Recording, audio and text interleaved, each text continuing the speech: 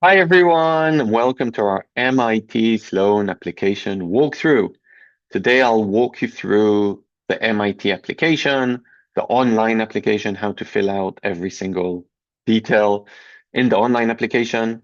If you're looking for assistance with your essays or recommendation tips or interview tips or how to write your CV, this is not the right video for you. Check out some of our other videos on YouTube.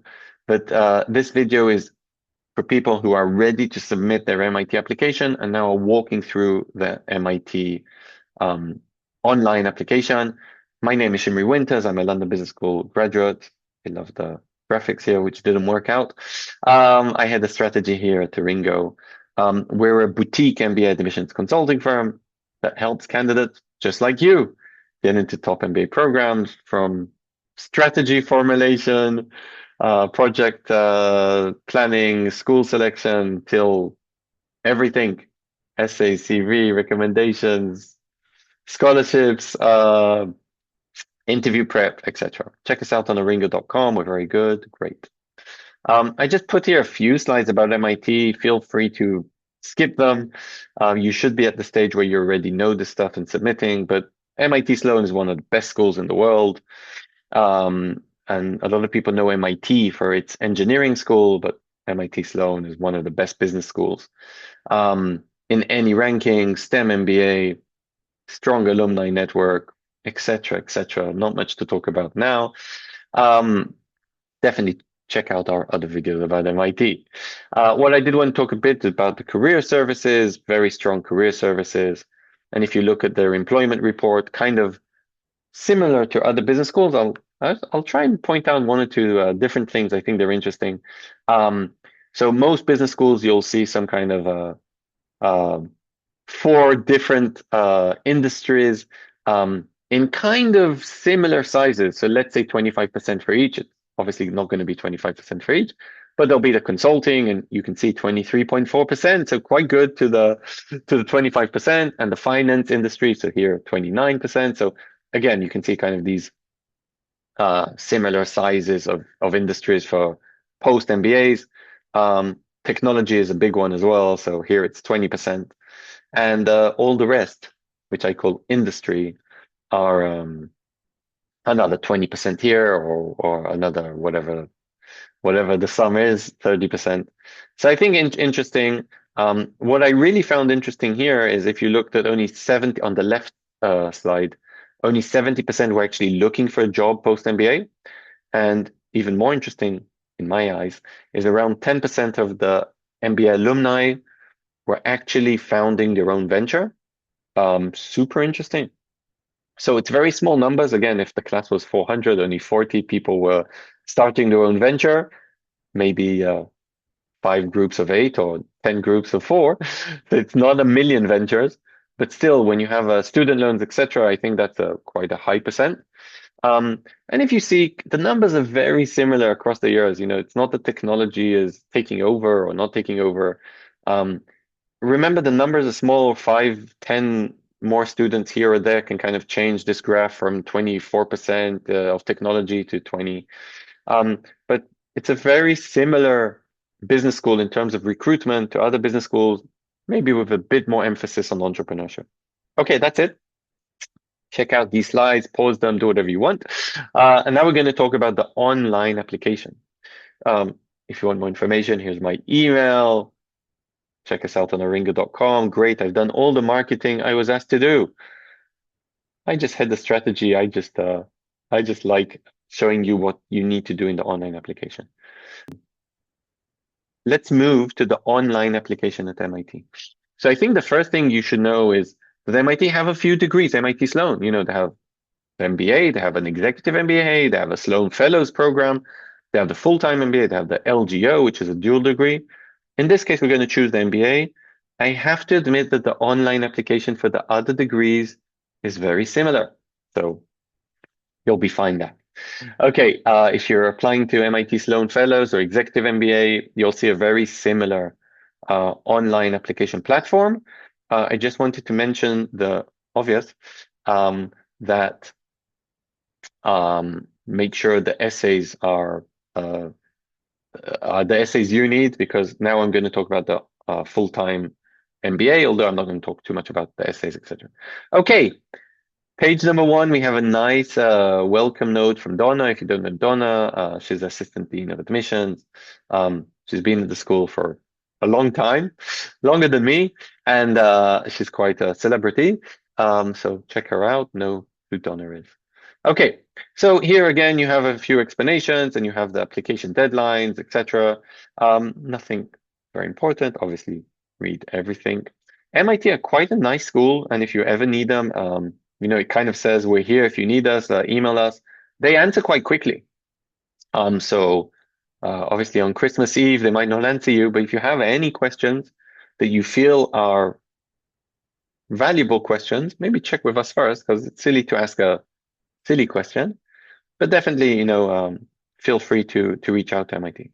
Okay, personal information. This is very straightforward: name, email, telephone, city, whatever.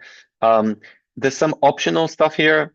Don't feel obligated to answer if you don't want to mention your gender or your pronoun. That's fine. But and okay, whatever. And there's no consequences here. It doesn't affect your scholarship. It doesn't affect your chances. This is purely for the statistics of the school. I think there is one section here that does affect something. If you're currently serving in the army or something like that, I actually think this might give you a discount, or maybe even the fee of this application waived. So you might save $200. Great, but again, there's no way to lie or to manipulate this. If you're currently in the military service, put that in. If you're a veteran, or if you're a veteran of a different army, a foreign army, so that's actually, sorry, that's currently serving. But if you're a veteran of another army, that's not here. So just write whatever you need. First generation, again, this is more for the school statistics. Are you a first generation college? That means if your parents didn't go to college. Okay, again, race and ethnicity, completely optional. You decide if you want to see that or not, if you want to fill that out or not. Okay, now we're getting to some of the more interesting things. The first thing is your undergraduate degree. So MIT Sloan Fellows MBA, MIT Sloan MBA is a master's degree, and therefore you need an undergraduate degree. Quite straightforward. I studied in the London Business School, and website is london.edu, and the country is, United Kingdom, whatever. Okay, quite straightforward. Level of study, that was my master's degree. So graduate degree, and undergraduate is BA, graduate is MA, etc., form of study. It was on campus, and not much here to think about. If there was only one major, so there was only one major. Okay, there's a lot of optional stuff here, not a big deal. Okay, now a lot of people studied not in the US, and their GPA scale is not 0 to 4 or 1 to 4. It's out of 100, or it's a 5.0 system or something like that. That's fine. So if my grade was 87 out of 100, I think that's fine. GPA calculation, you can kind of leave empty. Okay, I don't think that's very applicable. If you just put 87 out of 100 or something like that, I think that's straightforward. You don't need to kind of say something else. Class rank, if you know it. Okay, so I was 5th out of 500. Okay, but that's only if you know it. A lot of people don't know their class rank. And here you can upload the scanned copy of your transcripts. Actually, I usually merge here two things in one place. I merge the GPA course by course document. So it would say calculus 85, microeconomics 4.0 or whatever. And I also merge into here the actual BA certificate. Yes, Shimri Winters was awarded a bachelor's degree in philosophy. Okay. And sometimes these are two different separate documents. Just merge them into one PDF. Look online, PDF merger. You'll find a software that does this, and just put everything here. I don't know. I just like to be safe. Um, are there any areas of concern? Well, usually we leave this empty. Okay. But if there is something here I wrote due to personal health issue, my first year grades were lower, fine. Okay. So if there's anything interesting that you want to mention here, you can. I would say a 95.5% of the times, don't, just leave this empty. Um, don't go into over explaining low grades. Okay, there's no reason. If you fail three courses, that might be a worry, so that might need explaining. But if you had lower grades in one year, higher grades in another, I think that's kind of standard, so I wouldn't kind of go um, over that. Relevant coursework, if you've taken some courses which are not part of that degree, um, and you think might help for the MBA specifically, and you want to mention, I don't know, statistics. Okay, so it has to be only one of these. Okay, calculus, communications, microeconomics, statistics, and the course name was statistics, whatever, info. No, intro. Okay, I don't know. Course number, it was 111, and it was in um, I don't know, New York. Okay, University of America, whatever. Okay, and I did this part of my undergraduate or study abroad or whatever. So mention these courses. I think that's a bit interesting. I haven't seen that in many other schools, that you can mention one of these six courses. Okay, so definitely mention them if you've taken them. Okay. People ask me, it's redundant. It was already in the previous place. Yes, but here you're actually mentioning the course by course. There you just uploaded your entire GPA and the course by course certificate. Here you're kind of mentioning each course. So interesting to mention again. Not sure this adds too much to your 100% admissions chance, but why not? Okay. Additional coursework is also interesting. If you have some kind of certification, CPA, if you passed the bar exam, PMP, project management. I don't know, CFA, we said CPA, whatever. Even I've seen stock exchange, broker certificate, whatever you have, definitely put it here. But don't, overdo it, DJ certificate, 1992 Club Med. Let's let's keep those away. Um, okay, but interesting. And if there's, again, anything else, you can always put. So upload supporting material of non-degree coursework. So if you've done a Coursera course, why not? If you have a chess.com certificate, probably not. Okay, so let's try and think of stuff that can actually support your application. Um, there's no bad answer, there's no wrong answer, so don't overthink it. If you have something that you feel is interesting and kind of shows who you are, MIT are very interested in who you are, not just how academic you are and how professional you are, but if there's some kind of extracurricular that is there, definitely stick that there. Okay. MIT is a GMAT or GRE mandatory school for the full-time MBA. If you're applying to a different degree, you might have a waiver there. And here you have, you just had the test. There's, nothing much I can say about it. When you took the test, and your scores. I saw here there was actually also the TOEFL and the IELTS, which are optional for MIT or they're not needed. If you took the test, it's a good score. Why not report it? Okay, that was pretty easy. Now, employment. So a lot of people ask me, why do we actually need this section? And that's interesting because it's all on your CV, right? So why do I now need to fill out all different things? Tough luck.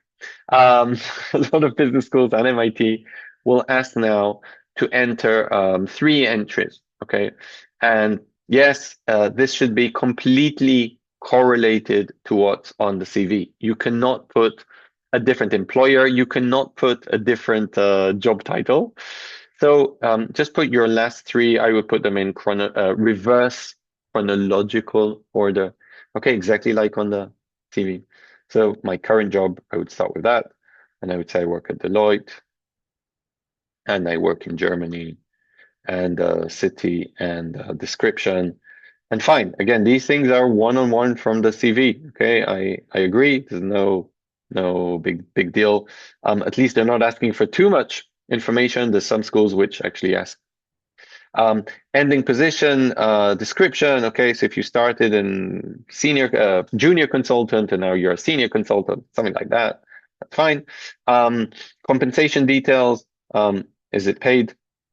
And reasons for leaving. So this specific job was my current job, so I haven't left. Current position. But if it was your previous one, left due to an offer from Deloitte with bigger responsibilities and salary or whatever. Okay, so that's and then you do save.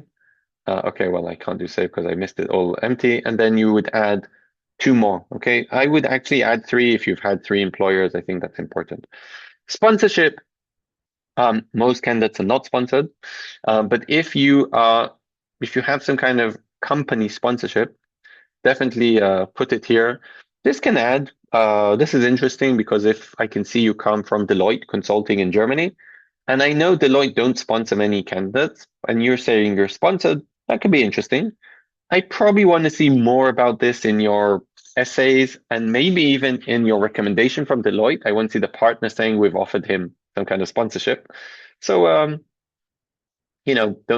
wouldn't lie here. This has to kind of correlate with everything. Um, and is it confirmed on progress? And will they pay some of my tuition and how much? Um, Then if you kind of want some kind of award from another organization, that's a bit rare, but maybe you've already signed up some kind of job in the future and they might be paying for your MBA or something like that. Again, put it here. Very rare, but definitely put any information. Okay. Here there's a big box. So,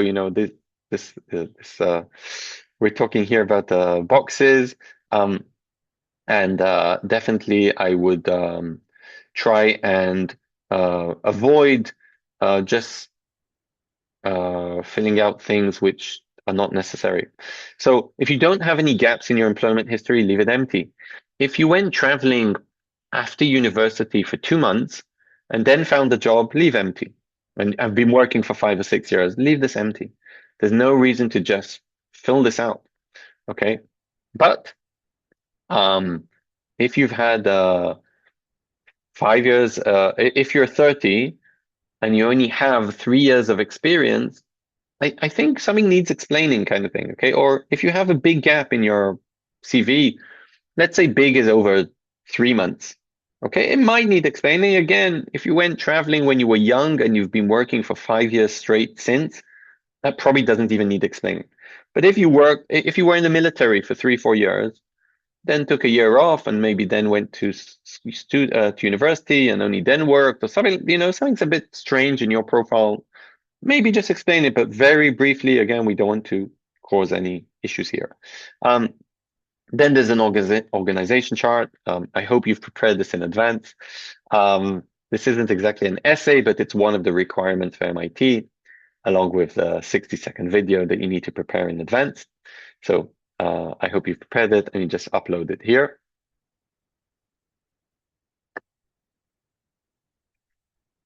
Okay, resume and cover letter. Again, this is things that you needed to prepare in advance. So your resume is here. Make sure it's the MBA resume, 1-page limit. I love that when they actually say it, which is something interesting, especially for people with a lot of years of experience. And the cover letter, which is the famous essay that MIT require. Again, I hope you worked on this in advance and you just put it here. Recommendation letter, MIT actually only asks for one referee. So that's great. They only ask for one, and you have here the instructions, and these are the questions your recommender is going to have to answer.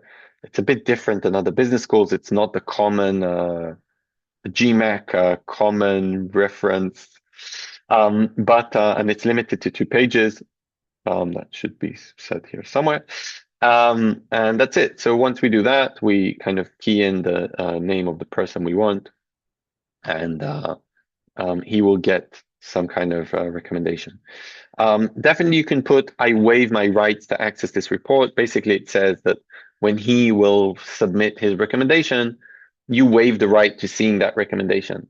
I would definitely put that some kind of legal jargon, but you waive the right, and that's fine. At the MIT, they're a bit strange. So there's only one recommendation. Some other business schools require two. Some rare ones require three. But they actually ask here for two more references. The references are additional recommendations.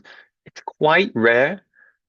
Sorry, they don't do anything. These references, they don't get a whole email asking them to send now a two-page recommendation. Okay, and it's quite rare that MIT admissions will contact them, but they might. They might contact them and ask about you. So definitely put here people that you feel can recommend you. But again, let's breathe.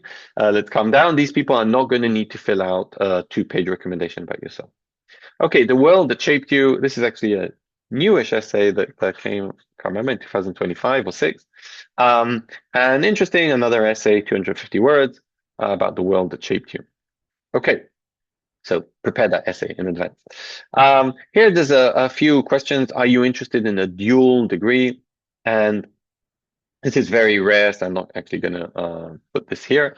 But MIT have a well-known dual degree, which is called LGO. And if you remember, it was back here. It's a different application, so make sure you're applying to that in advance. That's an engineering and MBA dual degree.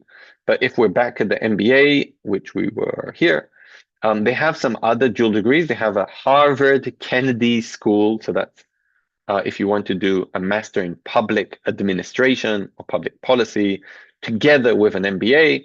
So Harvard Kennedy School have a dual degree with, I think it's four different, have the opportunity to do a dual degree with four MBA programs. One of them is Harvard Business School, but one of them is MIT Sloan. So that's a very specific case. Again, DUSP, very specific. And I'm assuming you're not currently an MIT PhD student. So that's it. Okay, so actually there's two MIT video questions. One is their classic question. You need to prepare it in advance, and it's a one-take question. So I actually had a candidate. So I think until 3 or 4 or 5 years ago, you could do whatever you want in this 1 minute. And I had this candidate who took a production company to do her video. And the first scene was her getting off a helicopter and walking to parliament of her country and smiling with lots of other ministers or something. So I think since then, since my candidate, MIT has said, no, we don't want we don't want the production. We just want a 1 minute video. Again, I hope you prepared this in advance. If not, check some of our videos that explain what to do here. But basically, this should just be something different than what's in your CV and what's in your cover letter. And it maybe should just talk about you and how excited you are about this MIT Sloan opportunity. And that's it. Okay, maybe a hobby or something like that. This video question number 2 is actually a new component that MIT have introduced again, 2025, I think. And it's a bit different. It's actually, they use, I think, the Kira company, which is used for half of the business schools in the top 50 business schools in the US, and NCR, the London Business School, so nothing, and Oxford. So nothing new. What they want to do here is they basically give you a random question, and you have, I can't remember, 60 seconds to think about the answer, and then 60 seconds or something to answer. Basically, they want to see you're a real person. Okay, I know it sounds strange, but MIT have received some amazing applications in the past with an 800-point GMAT. And amazing applications, essays, Pulitzer Prize for Best Essay Award, something. And then when they interviewed they got to an interview and the person doesn't speak any English and it's very different than what they expected. And that's why they kind of just want to put a face to the application. Okay, so don't overthink this. You can prepare a bit, but because it is a randomized question, um, don't overthink it. Obviously, know basic questions like why MIT and what are your career goals. So again, you kind of do this in the platform. You only have one chance, so do it when you're awake and there's light and whatever. Um, and that's nearly the end, okay? Like we're there. There's a few stats of how did you hear about MIT? Okay, so if you've ever been to a webinar or social media or whatever, are you a reapplicant? Good question. So they want to know that. Have you previously applied to other programs at MIT Sloan? You can only apply to one program a year, but if in previous year you applied to LGO, mention that. And maybe you were admitted, but you decided not to go. Application sharing throughout the process, want to make the information decisions. For this reason, you may share limited information. Obviously, yes. These are all different, legal little things. There's some links here to stuff. That's good. And if you're interested in any of these programs, so let's just think about these are kind of partner programs.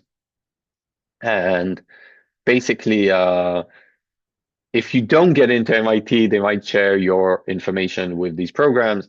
I don't think if you're applying to MIT, you're probably not interested so much in Lisbon MBA or Naples or whatever. So I'm assuming most people will just answer, I do not wish to share my information. But again, if you are interested in another degree at MIT, which again, you can't apply to 2 degrees at the same time, but if MIT is the school you want to go to, and in case you don't get in, you would be willing to consider master supply chain management program, so why not? Have you ever been to an MIT Sloan admissions event? Yes, I participated at the MBA fair held in Tel Aviv in 2024 and met someone. Okay, so I think it is important, if you have done research, if you've been to events, definitely mention them. Okay, so have you ever had disciplinary action? So I'm assuming you haven't. If you have, again, just make sure to explain something, make it very light. Have you ever been convicted in a crime? If yes, again, make it very light because this, can put a bit of a worry to your application. But again, be very truthful. Okay, everybody deserves a second chance and even a third chance. Just be very truthful. Okay, if you did something, tell the school about it. Funding. Okay, now this is again, a lot of people say it's so important for me because I need the scholarship. What should I do here? Strategy rise. Okay, so I would just put, please consider me for fellowship. There isn't too much to consider. There's some other schools like Columbia where you can actually put what percent of money you have or what percent of money. MIT are very straightforward. Yes, please consider me for a scholarship. Then financing your education. Okay, a bit of information about that. Not much. And like I said, we're kind of finished. There's some policies here, read them carefully, but there's nothing you need to do besides continue. And then you sign. And the MIT values, okay, read them. I think it's just important to know them for your interview. And that was it. That's then you submit. So there's lots of reds here because I didn't fill out most of the things. So first of all, good luck. And if you need any help with the actual application, check us out on aringo.com, reach out. If you're filling the MIT application, good luck. Fingers crossed. We do interview prep, so be in touch with us once you hear back from the school. Lots of luck and see you at MIT Sloan.